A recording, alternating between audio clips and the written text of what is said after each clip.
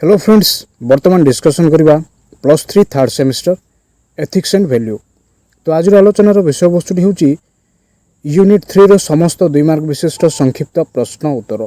तो पूर्व अनेक गुड़े वीडियो अपलोड हो सारी अच्छी, तो आपण चैनल टी प्लेलिस्ट को जाए समस्त वीडियो देखिपारे। तो वीडियो को आरंभ करने पूर्व जो मैंने वर्तमान पर्यंत चैनल टी को सब्सक्राइब करना सब्सक्राइब करनी, बेल आइकन टी को प्रेस कर दिंतु, जहाँफल आगामी वीडियो नोटिफिकेशन गुड़िक सर्वप्रथम आपण मान निकट में पहुँची पार। तो वीडियो को स्किप न करी संपूर्ण रूपे देखा निमंते चेष्टा करूँ। जदि स्किप करके देखिए वर्तमान आलोचनार विषय वस्तुटी सठिक रूप से बुझीपारे ना। तो प्रश्नटी कौन अटे देखा। Very short question and answer, अति संक्षिप्त प्रश्न उत्तर। तो प्रथम प्रश्नटी है how many chapter and section in NDPS act. Narcotics drugs व साइकोट्रोपिक पदार्थ अधिनियम रे केतोटी अध्याय व भाग रही अछि। भारतर 1985 रे निशा द्रव्य ड्रग्स कारोबार को नियंत्रण कराजिबा पई नार्कोटिक्स ड्रग्स व साइकोट्रोपिक पदार्थ अधिनियम प्रणीत होइथिला। तो भारत वर्ष रे 1985 मसीह कौन होता ना, निशा द्रव्य ड्रग्स कारोबार को नियंत्रण करने निमंते नार्कोटिक ड्रग्स व साइकोट्रोपिक पदार्थ अधिनियम प्रणीत होइथिला एवं एही अधिनियम रे 6 गोटी अध्याय व 83 गोटी भाग रही अछि। तो एही अधिनियम रे केतोटी अध्याय रही अछि, 6 गोटी अध्याय रही अछि एवं 83 गोटी भाग रही अछि। 2 नंबर प्रश्नटी कोन अटे, which court can try NDPS case. क्यों न्यायालय एनडीपीएस मामलार विचार करि पारंती। केवल स्वतंत्र न्यायालय एनडीपीएस मामलार विचार करें। तो क्यों न्यायालय एनडीपीएस मामलार विचार करें ना, केवल स्वतंत्र न्यायालय ही एनडीपीएस मामलार विचार करें। एनडीपीएस धारा 36 को अनुसार जो अपराधी मानक 3 वर्ष अधिक कारादंड रे दंडित होइथिबे से मानकर निशा द्रव्य संबंधित कारोबार संबंधित व्याख्यार संबंध रे ही स्वतंत्र न्यायालय विचार करिथाय। तो एनडीपीएस धारा 36 को अनुसार कौन अटे ना, जो अपराधी मानक 3 वर्ष अधिक कारादंड रे दंडित होइथिबे से मानकर निशा द्रव्य संबंधित कारोबार संबंधी व्याख्यार संबंध रे ही स्वतंत्र न्यायालय कौन करि परिबे ना, विचार करि परिबे। 3 नंबर प्रश्नटी कौन अटे, व्हाट इज एनडीपीएस एक्ट 29। तो नार्कोटिक ड्रग्स साइकोट्रोपिक पदार्थ अधिनियम 29 कौन अटे। नार्कोटिक्स ड्रग्स साइकोट्रोपिक पदार्थ अधिनियम 29 अध्याय अनुसार जीए एही अध्याय रे दंडनीय निशाद्रव्य संबंधित अपराध करने को अपराधी षड्यंत्र अपव्यवहार किंबा अपराध हेतु भारतीय दंड संहिता 116 धारा मध्य अंतर्भुक्त हेबो नाही। 4 नंबर प्रश्नटी कौन अटे, what is the punishment of NDPS. NDPS अधिनियम पाई दंड कौन। एनडीपीएस अधिनियम अधीन रे दंड अल्प परिमाण रे कार्य करिथाय। तो एनडीपीएस अधिनियम अधीन रे दंडटी कौन करथाय ना, अल्प परिमाण रे बा स्वल्प परिमाण रे कार्य करिथाय। एही अधिनियम अनुसार अपराधी 1 वर्ष पर्यंत कठोर कारादंड किंबा 10,000 टंका पर्यंत जरिमाना देवाको पड़ी थाए। तो एनडीपीएस अधिनियम अनुसार दंडटी कौन होता है ना, अल्प परिमाण रे होता है। तो यही अधिनियम अनुसार अपराधी को 1 वर्ष पर्यंत कठोर कारादंड घटी थाए एवं यह सहित 10,000 टंका पर्यंत कौन देवाको पड़ी थाए ना, जरिमाना देवाको पड़ी थाए। जदि निशाद्रव्य परिमाण छोट और वाणिज्य संबंधित होता है तेबे से क्षेत्र में 10 वर्ष कारादंड सह 1 लाख पर्यंत जरिमाना आदाय करा जाय थाए। जदि निशा द्रव्यर परिमाण छोट और वाणिज्य संबंधित होता है तेबे ए क्षेत्र में कौन करा जाए ना, 10 वर्ष कारादंड सह 1 लाख टंका पर्यंत जरिमाना दोषी को दि जाय थाए। 5 नंबर प्रश्नटी कौन अटे, why is NDPS is a special act. NDPS अधिनियम को कहीं स्वतंत्र अधिनियम कहा जाए। निशा द्रव्य व्यवहार एवं अधिकार को नियंत्रण करुवा आईन संशोधन एवं एकीकरण करने निशा द्रव्य साइकोट्रोपिक पदार्थर बेआईन अधिकार ବିକ୍ରୟ, ଗମନାଗମନ ଏବଂ ବ୍ୟବହାର ଉପରେ ନିୟନ୍ତ୍ରଣ ନିୟମାବଳୀ ଏବଂ ତଦାରଖ ପାଇଁ କଠୋର ବ୍ୟବସ୍ଥା ପ୍ରତିଷ୍ଠା କରାଯାଇପାରିଥିବା ଯୋଗୁଁ ଏନ୍ଡିପିଏସ୍ ଅଧିନିୟମକୁ ସ୍ୱତନ୍ତ୍ର ଅଧିନିୟମ କୁହାଯାଏ।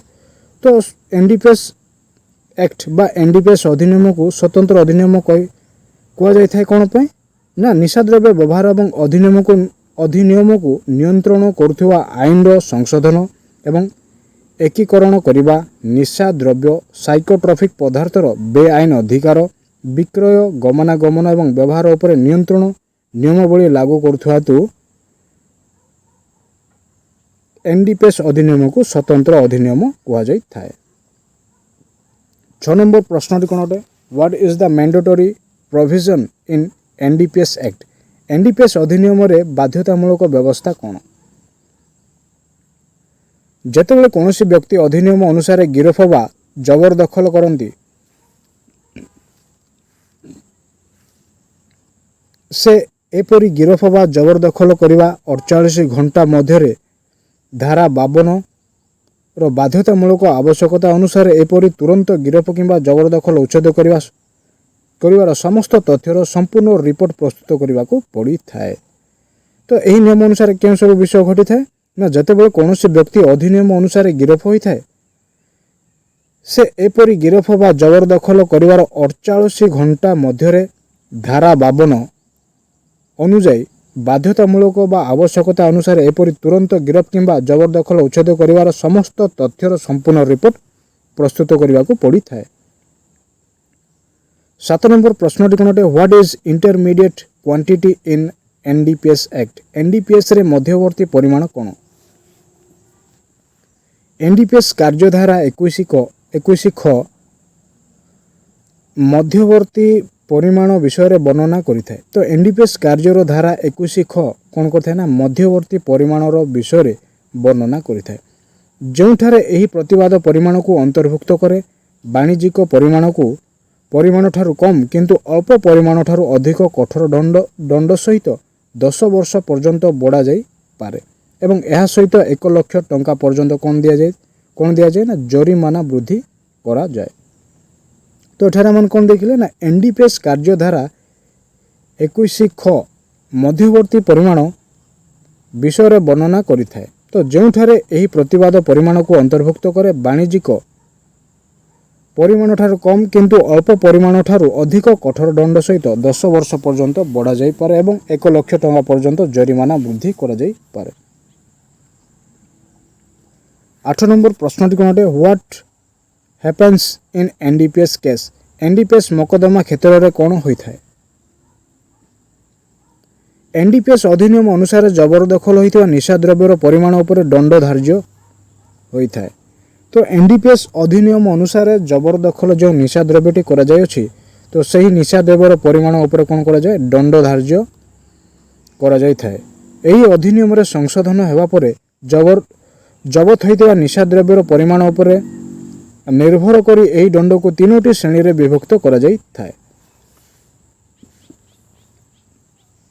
ତ ଏହି ଅଧିନିୟମରେ ସଂଶୋଧନ ହେବା ପରେ ଜବରଦଖଲ ବା ଜବତ ହୋଇଥିବା ନିଶାଦ୍ରବ୍ୟର ପରିମାଣ ଉପରେ ନିର୍ଭର କରି ଏହି ଦଣ୍ଡକୁ 3ଟି ଶ୍ରେଣୀରେ ବିଭକ୍ତ କରାଯାଇଥାଏ ଏବଂ ଦଣ୍ଡର ଗମ୍ଭୀରତା ପର୍ଯ୍ୟନ୍ତ ନ୍ୟାୟିକ ବିବେଚନା ମଧ୍ୟ ପ୍ରଦାନ କରାଯାଇଥାଏ। 9 ନମ୍ବର ପ୍ରଶ୍ନଟି କ'ଣ ଅଟେ? What is section 67 of the NDPS act? NDPS ଅଧିନିୟମର ଧାରା 67 କ'ଣ ଅଟେ? ଏନ୍ଡିପିଏସ୍ ଅଧିନିୟମର ଧାରା 67 ହେଉଛି ଏକ ପ୍ରାଥମିକ ବିଶ୍ଳେଷଣ। ତ ଏନ୍ଡିପିଏସ୍ ଅଧିନିୟମର ଧାରା 67 ହେଉଛି କ'ଣ? ଏକ ପ୍ରାଥମିକ ବିଶ୍ଳେଷଣ, ଯାହା ଏହି କାର୍ଯ୍ୟ ଅନ୍ତର୍ଗତ ଧାରା 53 ଅନୁସାରେ ଜଣେ ଅଧିକାରୀଙ୍କୁ ଏହି କାର୍ଯ୍ୟ ସମ୍ବନ୍ଧରେ ଯେକୌଣସି ଅନୁସନ୍ଧାନ ସମୟରେ ଜଣେ ଅଭିଯୁକ୍ତଙ୍କ ସମେତ ଯେକୌଣସି ବ୍ୟକ୍ତିକୁ ଡାକିବା ଏବଂ ଯାଞ୍ଚ କରିବା ପାଇଁ କ୍ଷମତା ପ୍ରଦାନ କରାଯାଇଥାଏ।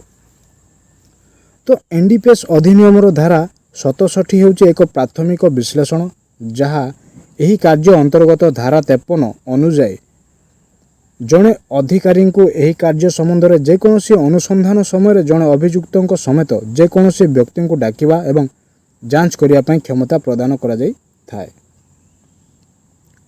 10 नंबर प्रश्नटी कौन अटे what is section 8C of NDPS act. तो एनडीपीएस अधिनियम 8 ग धारा कौन अधिनियम धारा 8 ग अनुसार कौन सी निशाद्रव्य किंबा साइकोट्रोफिक पदार्थ गुड़िक चिकित्सा व वैज्ञानिक उद्देश्य व्यतीत उत्पादन धारा विक्रय क्रय परिवहन गोदाम व्यवहार पर भारत रप्तानी करा जाई पारिबो। तो एठारे कौन कहुना अधिनियम धारा 8 ग अनुसार कौन सी निशाद्रव्य किंबा साइकोट्रोफिक पदार्थ गुड़िक चिकित्सा व वैज्ञानिक उद्देश्य व्यतीत उत्पादन धारणा विक्रय क्रय परिवहन गोदाम व्यवहार पर भारत रप्तानी करा जाई पारिबो। Can a magistrate give bail in NDPS act. अधिनियम रे जड़े मजिस्ट्रेट जामिन दे पारिबे कि। तो प्रश्न एठारे आम कौन देखिले ना अधिनियम रे जड़े मजिस्ट्रेट जामिन दे पारिबे कि। अधिनियम धारा 36 क प्रथम ख अनुसार जड़े मजिस्ट्रेट को जामिन प्रदान करिवार कौनसी क्षमता नहीं। तो अधिनियम धारा 36 को प्रथम ख अनुसार जड़े मजिस्ट्रेट जामिन प्रदान करिवार कौनसी क्षमता नहीं एवं यह केवल एक स्वतंत्र अदालत अटे जहाँ कोर्ट को पठा जाइथिबा अभियुक्तों संपर्क में अधिनियम धारा 37 अनुसार क्षमता बहन करि पारिबो। 12 नंबर प्रश्नटी कौन अटे when can bail be granted in NDPS act. केतेबेले एनडीपीएस अधिनियम रे जामिन प्रदान करा जाई पारिबो। तो प्रश्न एठारे हम कौन देखिले ना केतेबेले एनडीपीएस अधिनियम रे जामिन टी प्रदान करा जाई पारिबो। एनडीपीएस अधिनियम धारा 37 अनुसार अभियुक्तों ठारू जबत निशाद्रव्य परिमाण जना पड़िले जामिन प्रदान करा जाई पारिबो नाही।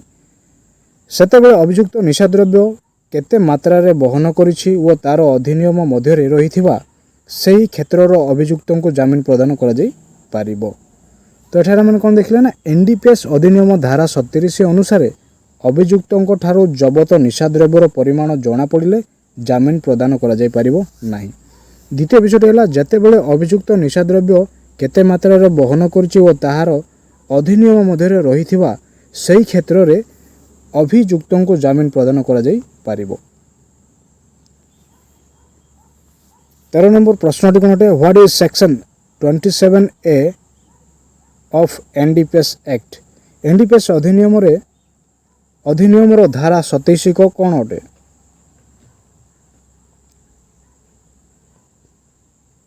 एनडीपीएस अधिनियम रो धारा 27 को अनुसार जो व्यक्ति बा संस्था कोका प्लांट किंबा अफिम चाषर कौन सी कार्यकलाप को अर्थ प्रदान करुछि किंबा उत्पादन अधिकार विक्रय क्रय परिवहन व्यवहार आमदानी रप्तानी किंबा नार्कोटिक निशाद्रव्य किंबा साइकोट्रोफिक नार्कोटिक निशाद्रव्य बा पदार्थ संबंधित कौन सी कार्यकलाप संश्लिष्ट रहुछि ताहाको कौन करा जिवो ना कठोर दंड रे दंडित करा जाई पारिबो। 14 नंबर प्रश्नटी कौन अटे is section 20 of NDPS act bailable. तो प्रश्न एठाने में कौन देखले ना एनडीपीएस अधिनियम अंतर्गत धारा 26 जामिन योग्य कि।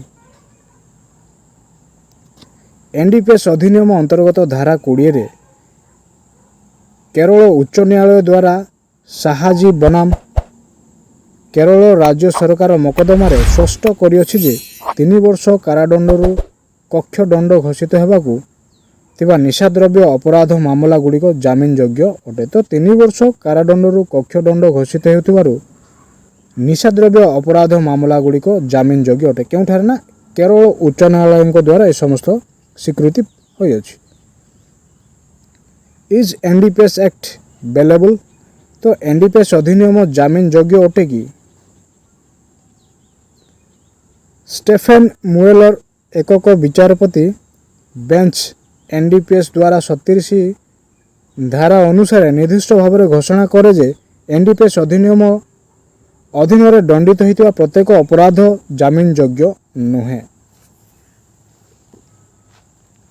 ତ ଏଠାରେ ଆମେ କ'ଣ ଦେଖିଲେ ନା ଷ୍ଟେଫେନ୍ ମୁଏଲର ଏକ ବିଚାରପତି ବେଞ୍ଚ ଏନ୍ଡିପିଏସ୍ ଦ୍ୱାରା 37 ଅନୁସାରେ ନିର୍ଦ୍ଦିଷ୍ଟ ଭାବରେ ଘୋଷଣା କରେ ଯେ ଏନ୍ଡିପିଏସ୍ ଅଧିନିୟମ ଅଧୀନରେ ଦଣ୍ଡିତ ହୋଇଥିବା ପ୍ରତ୍ୟେକ ଅପରାଧ ଜାମିନ ଯୋଗ୍ୟ ନୁହେଁ ଏବଂ ଏହି ଅଧିନିୟମର 37 ଧାରାରେ କଠୋର ସର୍ତ୍ତ କେବଳ ଧାରା 19, 24, 27 ଅଧିନିୟମରେ ଥିବା ନିଶାଦ୍ରବ୍ୟ ବ୍ୟବସାୟ ପରିମାଣ ସହିତ ଜଡ଼ିତ ମାମଲା ସମ୍ବନ୍ଧରେ ଅପରାଧ ପାଇଁ ପ୍ରଯୁଜ୍ୟ ଅଟେ। 16 ନମ୍ବର ପ୍ରଶ୍ନଟି ହେଉଛି what is the new NDPS act? NDPS ଅଧିନିୟମ କ'ଣ? ତ ପ୍ରଶ୍ନଟି ଏଠାରେ ମାନେ କ'ଣ ଦେଖିଲେ ନା what is the new NDPS act ବା ଏନ୍ଡିପିଏସ୍ ଅଧିନିୟମଟି କ'ଣ ଅଟେ? 2021 ମସିହା ଡିସେମ୍ବର ମାସ 6 ତାରିଖରେ ନୂତନ ସଂଶୋଧନ ବିଲ୍ ଲୋକସଭାରେ ପ୍ରବର୍ତ୍ତିତ ହୋଇଥିଲା। ତ ଏହା ହେଉଛି ମୋଷ୍ଟ ଇମ୍ପୋର୍ଟାଣ୍ଟ କ୍ୱେଶ୍ଚିନ୍ ଯାହାକି ପରୀକ୍ଷାରେ 1 ମାର୍କ ପ୍ରଶ୍ନଟି ଆସିଥାଏ। ତ ପ୍ରଶ୍ନଟି କିଭଳି ଭାବରେ ଆସିବ? ନୂତନ ସଂଶୋଧନ ବିଲ୍ ଲୋକସଭାରେ କେବେ ପ୍ରବର୍ତ୍ତିତ ହୋଇଥିଲା? ତ ଆପଣମାନେ ଉତ୍ତରଟି ଏଠାରେ କ'ଣ ଲେଖିବେ ନା 2021 ମସିହା ଡିସେମ୍ବର 6 ତାରିଖ। ତ ଏହି ସଂଶୋଧନ ବିଲ୍ ପୂର୍ବରୁ ପ୍ରଚଳିତ ଅଧିନିୟମ 1985ରେ ରହିଥିବା ତ୍ରୁଟିକୁ ସଂଶୋଧନ କରିବା ନିମନ୍ତେ ଡ୍ରାଫ୍ଟ ପ୍ରସ୍ତାବ ଗ୍ରହଣ କରିଥିଲା।